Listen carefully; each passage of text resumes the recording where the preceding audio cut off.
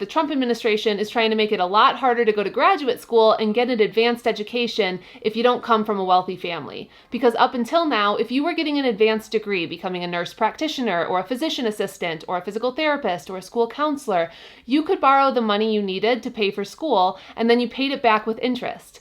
That's how people without wealthy parents became scientists or healthcare providers or mental health professionals. But tucked into Trump's big beautiful bill is the elimination of those loans. And instead, the bill creates strict caps on how much graduate students can borrow. And what's wild is that they've now created 2 tiers of graduate students. Tier 1 is a very small set of degrees the administration decided count as professional, including medicine, dentistry, pharmacy, chiropractors, and theology. But everything else is no longer considered a professional degree, and so they're capped at borrowing $20,500 a year, even if their program costs 2 or 3 times that. And guess which degrees are suddenly not considered professional?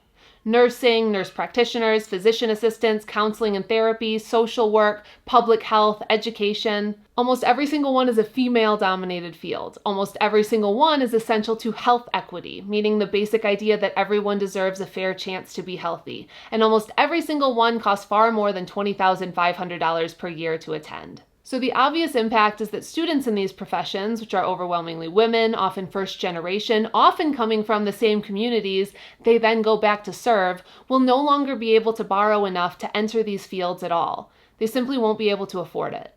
And this tracks exactly with the Project 2025 playbook, which aims to shrink federal financing for graduate education, especially for care-based, female-dominated, equity-focused professions that aren't geared toward corporate profit.